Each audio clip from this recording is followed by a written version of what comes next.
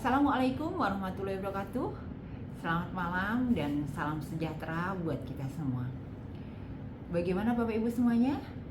Ya, walaupun dalam kondisi sudah malam, kita tetap harus semangat ya. Bapak Ibu yang saya hormati, pada kesempatan diklat kompetensi pemerintahan kali ini, saya mendapatkan tema etika pemerintahan dengan fokus pada identifikasi potensi korupsi, kolusi, dan juga nepotisme dalam organisasi. Bapak Ibu yang saya hormati, bahwa pepatah mengatakan tak kenal maka tak sayang. Oleh karena itu, izinkan saya untuk memperkenalkan diri. Nama saya Rahyuni SSMSI dengan pangkat Pembina tingkat 1 golongan ruang 4B. Adapun jabatan yang saya emban pada saat ini yaitu Kepala Bagian Tata Pemerintahan Setda Kabupaten Tangerang, dan pendidikan terakhir saya yaitu Pasca Sarjana pada Unis Tangerang. Adapun tempat dan tanggal lahir saya yaitu saya lahir di Temanggung pada tanggal 14 Juni 1972 dengan alamat rumah pada saat ini yaitu di perumahan PWS Blok AF 24 nomor 910 Kelurahan Kadu Agung, Kecamatan Tiga Raksa, Kabupaten Tangerang. Untuk nomor kontak yang bisa dihubungi, nomor HP saya yaitu di 0852 11 66 5757 dengan email bunda.anies72@gmail.com. Bapak Ibu yang saya hormati, kita ketahui bersama bahwa kompetensi pemerintahan itu diatur berdasarkan Undang-Undang Nomor 23 Tahun 2014. Masih ada yang ingat pasal berapa? Ya, yaitu tepatnya di pasal 233, di mana kompetensi pemerintahan itu ada 7. Ayo sebutkan, siapa dari peserta yang masih ingat? Ya, kita mengingat atau mengulang bersama. Karena pada saat ini saya bukan berarti berdiri di sini untuk mengajar Bapak Ibu semuanya, tapi kita adalah untuk dalam rangka mengingat atau merefresh ingatan-ingatan kita ataupun hal-hal yang perlu diketahui kita bersama. Kita proses belajar bersama atau mengingat bersama. Ya. Dimana kompetensi pemerintahan itu ada 7. Yang pertama, ayo, ya. Yang pertama adalah kebijakan desentralisasi. Yang kedua yaitu hubungan pemerintah pusat dengan daerah. Yang ketiga yaitu pemerintahan umum. Yang keempat yaitu pengelolaan keuangan daerah. Yang kelima yaitu urusan pemerintah yang menjadi kewenangan daerah. Yang keenam adalah hubungan pemerintah daerah dengan DPRD. Dan yang ketujuh atau yang terakhir yaitu etika pemerintahan. Inilah yang akan kita kupas tuntas pada pembelajaran kali ini. Dari tema etika pemerintahan tersebut, saat ini kita ambil subtema yaitu mengidentifikasi potensi korupsi, kolusi, dan nepotisme dalam organisasi. Di mana dari indikator keberhasilan apabila kita telah melalui proses pembelajaran ini, kita diharapkan yaitu yang pertama bahwa siswa untuk dapat mampu yang pertama untuk menganalisis peluang potensi korupsi, kolusi, dan nepotisme dalam organisasi. Yang kedua yaitu peserta mampu menyusun klasifikasi potensi korupsi, kolusi, dan juga nepotisme. Dan yang ketiga, peserta diharapkan mampu untuk merumuskan pendekatan pencegahan korupsi, kolusi, dan juga nepotisme.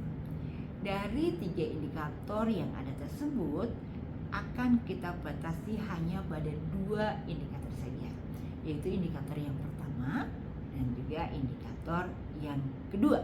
Bapak Ibu yang saya hormati, kita tentunya masih ingat ya dengan kejadian tumbangnya kepemimpinan Bapak Presiden Soeharto selaku Bapak Pembangunan yang telah memimpin negara Indonesia selama 3 dekade atau 30 tahun. Tapi beliau harus lengser ataupun mengundurkan diri dari jabatannya karena terkait dengan dugaan korupsi, kolusi, dan juga nepotisme. Bapak Ibu masih ingatkah apa yang dimaksud dengan korupsi? Ya. Korupsi yaitu menunjuk pada tindakan penyalahgunaan kekuasaan atau wewenang untuk keuntungan pribadi yang tidak sah. Ini bisa meliputi suap, penggelapan, pemalsuan atau tindakan ilegal lainnya. Untuk korupsi, adakah yang tahu? Ayo. Ya, kolusi yaitu tindakan kerjasama antara beberapa pihak dengan tujuan untuk mencurangi sistem atau memperoleh keuntungan yang tidak adil. Sedangkan untuk nepotisme adalah tindakan favoritisme atau pemberian hak istimewa kepada keluarga atau teman dekat dalam hal peluang baik dalam bidang pekerjaan, promosi atau hak-hak tertentu di dalam sebuah instansi.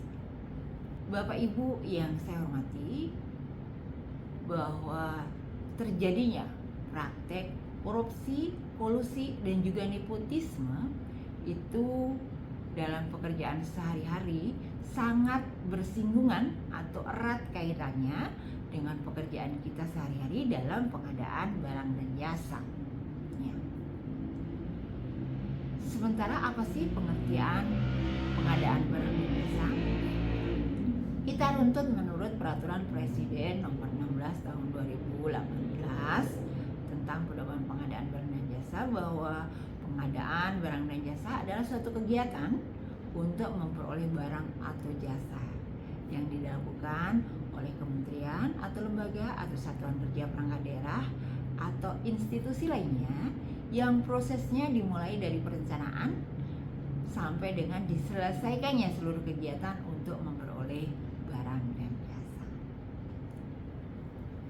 Kita dapat ketahui bersama bahwa dasar hukum pelaksanaan pengadaan barang dan jasa yang pertama adalah adanya Peraturan Presiden Nomor 16 Tahun 2018 tentang pedoman pengadaan barang dan jasa, dan yang kedua yaitu Peraturan Presiden Nomor 12 Tahun 2021, di mana peraturan tersebut yaitu mengatur tentang perubahan Peraturan Presiden Nomor 16 Tahun 2018 tentang pengadaan barang dan jasa.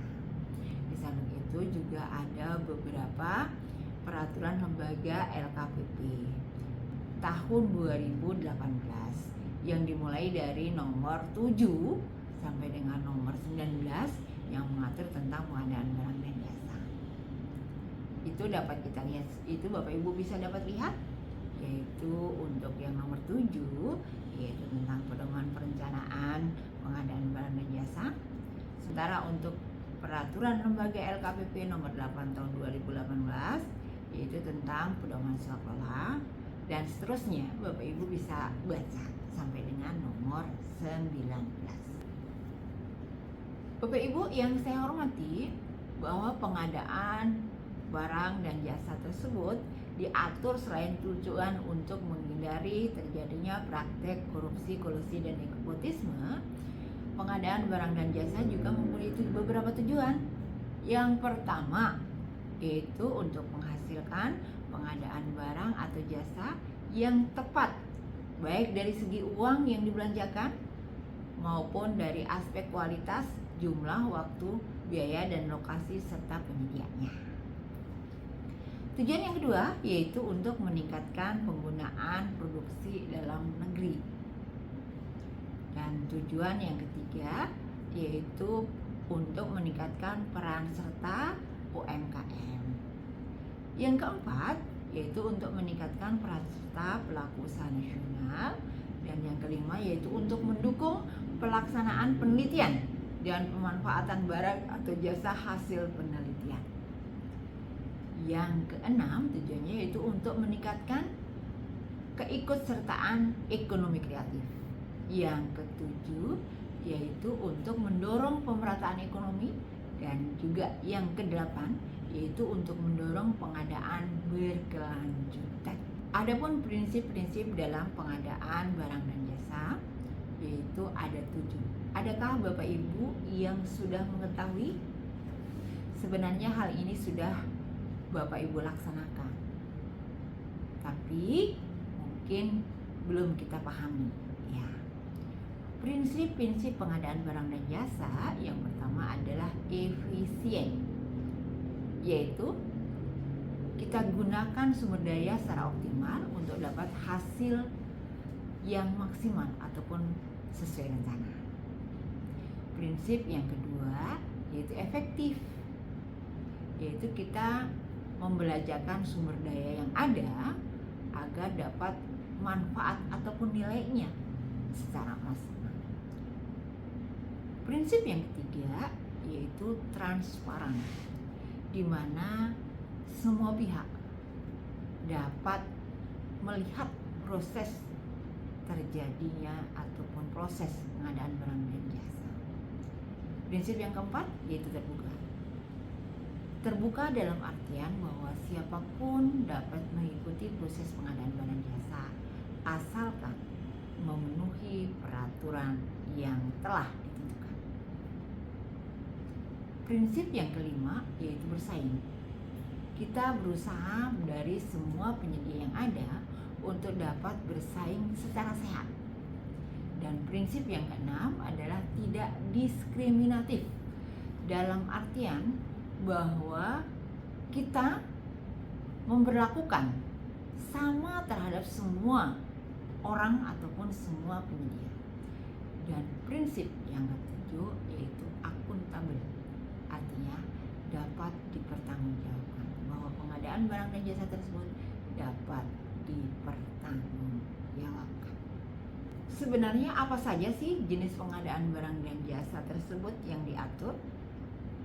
Yang pertama adalah pengadaan barang, yang kedua adalah jasa konstruksi, yang ketiga adalah jasa konsultansi, yang keempat adalah jasa lainnya. Adapun menurut Peraturan Presiden Nomor 16 Tahun 2018 tentang pedoman pengadaan barang dan jasa, bahwa pengadaan barang dan jasa dapat dilakukan melalui swakelola maupun pemilihan penyedia. Di dalam pemilihan penyedia tersebut bisa dilaksanakan dengan pengadaan langsung, penunjukan langsung, ataupun tender terbuka. Proses ataupun mekanisme pengadaan barang dan jasa adalah sebagai berikut. Yang pertama harus ada perencanaan, yang kedua adalah persiapan pengadaan, yang ketiga yaitu melakukan pengadaan atau swakelola ataupun pemilihan penyedia, yang keempat pelaksanaan kontrol, yang kelima adalah serah terima barang. Dalam rangka pencegahan korupsi, kolusi, dan juga nepotisme yang sangat erat kaitannya dengan pelaksanaan tugas kita sehari-hari, kita dapat melakukan beberapa strategi yang bisa juga disebut dengan trisula atau 3 strategi utama. Yaitu yang pertama adalah strategi pendidikan, di mana kita dapat memberitahukan atau mendidik kepada semua orang bahwa praktek korupsi, kolusi, dan juga nepotisme tersebut sangat merugikan hak-hak dasar ataupun hak asasi kita manusia, dan juga bahwa korupsi, kolusi, dan juga nepotisme tersebut adalah melanggar peraturan hukum yang ada. Strategi selanjutnya yaitu strategi pencegahan, di mana untuk mencegah terjadinya praktek korupsi, kolusi, dan juga nepotisme ada beberapa hal yang bisa kita laksanakan. Ayo, adakah Bapak Ibu yang tahu bagaimana strategi mencegah korupsi? Iya. Oke, yang pertama yaitu dengan memperkuat sarana dan prasarana hukum. Yang kedua yaitu menyempurnakan lembaga hukum. Yang ketiga, mengikutsertakan pemberdayaan masyarakat. Yang keempat yaitu kita harus meningkatkan pelayanan kepada masyarakat. Dan yang kelima adalah meningkatkan kesejahteraan PNS. Dan strategi yang terakhir yaitu strategi penindakan. Dalam hal ini dapat berupa hukuman pidana atau penjara ataupun hukuman perdata ataupun juga dengan pengembalian uang apabila sudah terbukti secara sah di mata hukum terkait dengan adanya praktek korupsi, kolusi dan juga nepotisme. Bapak, Ibu yang saya hormati, agar kita dapat terhindar dari praktek korupsi, kolusi dan juga nepotisme, ada beberapa tips dan juga trik. Ayo, ada yang tahu? Ya. Yang pertama, kita harus niatkan dalam bekerja itu sebagai ibadah. Insya Allah kalau kita niat ibadah, itu pekerjaan kita adalah dilaksanakan dengan ikhlas. Jadi kita tidak punya motif ataupun tendensi apapun. Yang kedua, ingat akan keluarga. Kita harus selalu mengingat bahwa ada keluarga kita yang menunggu di rumah. Jadi insya Allah kalau kita selalu ingat keluarga, kita akan terhindar dari praktek korupsi, kolusi dan nepotisme. Karena kalau kita melakukan itu, kita bisa terjaring ataupun terkena kasus hukum, bisa-bisa kita juga di penjara, yang dalam artian kita jauh dari keluarga tercinta kita. Tips yang ketiga yaitu mensyukuri apa yang ada sekarang. Kita harus selalu bersyukur dengan apa yang Allah berikan. Insya Allah kalau kita merasa bersyukur, kita merasa cukup. Karena seberapapun harta benda yang kita punya, kalau kita tidak merasa bersyukur, kita tidak akan merasa cukup. Kita akan merasa kekurangan dan kita akan berusaha untuk mendapatkannya. Tapi kalau kita sudah bersyukur, insya Allah kita sudah istiqomah. Kita sudah cukup dengan yang kita punya sekarang. Tips yang keempat yaitu kita harus memahami kebutuhan dan keinginan. Kita tahu bersama bahwa gaji kita sebagai seorang PNS itu adalah pas-pasan. Tentunya tidak akan dapat memenuhi seluruh kebutuhan maupun keinginan kita, di mana kita ketahui bersama bahwa keinginan ataupun hawa nafsu kita itu tidak terhingga. Insya Allah kalau kita sudah paham mana yang menjadi kebutuhan dan yang mana yang menjadi keinginan, kita akan memprioritaskan untuk memenuhi kebutuhan terlebih dahulu. Apabila kita masih ada spare, kita masih ada anggaran yang tersedia, kita bisa mewujudkan keinginan kita. Tips yang kelima yaitu jangan ragu untuk mengadakan tidak ataupun tolak gratifikasi dan laporkan. Berani jujur hebat, seperti slogan dalam KPK. Tips yang keenam yaitu faktor lingkungan dan pergaulan. Oleh karena itu kita berharap Bapak Ibu semuanya untuk dapat memilih, memilah dan juga menentukan untuk bergaul di lingkungan yang mana.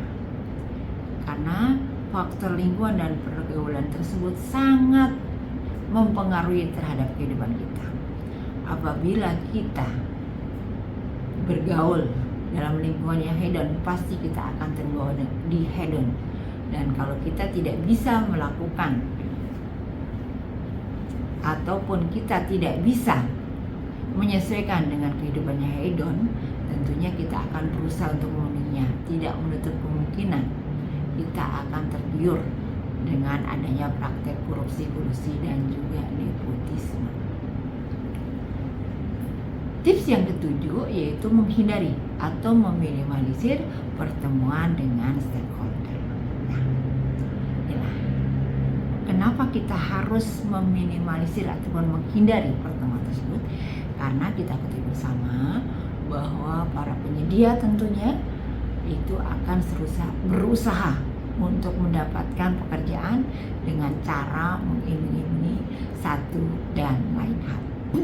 Dengan cara kita menghindar atau meminimalisir pertemuan tersebut, tentunya kita akan terhindar dari praktek korupsi, kolusi, dan juga nepotisme. Dari beberapa penjelasan yang telah saya sampaikan, dapat ditarik kesimpulan yang pertama bahwa korupsi, kolusi, dan juga nepotisme merupakan salah satu pelanggaran hukum dalam arti merugikan orang lain dan melanggar hak asasi manusia. Yang kedua bahwa korupsi dapat dicegah yaitu dengan memperkuat sarana prasarana hukum dan juga melakukan penyempurnaan lembaga hukum, pemberdayaan masyarakat, peningkatan pelayanan masyarakat, dan meningkatkan kesejahteraan masyarakat. Di samping itu juga bahwa pencegahan korupsi dapat dimulai dari diri kita sendiri dan juga diri kita masing-masing. Demikian beberapa hal yang saya sampaikan pada kesempatan ini. Mungkin ada hal-hal yang perlu ditanyakan, yang masih kurang jelas, silakan.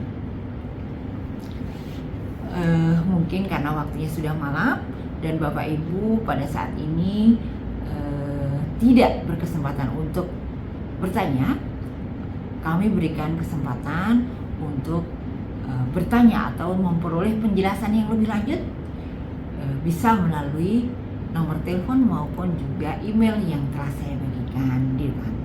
Mungkin itu saja. Terima kasih. Mohon maaf atas segala kekurangannya. Bila taufik wal hidayah. Wassalamualaikum warahmatullahi wabarakatuh. Semangat. Terima kasih.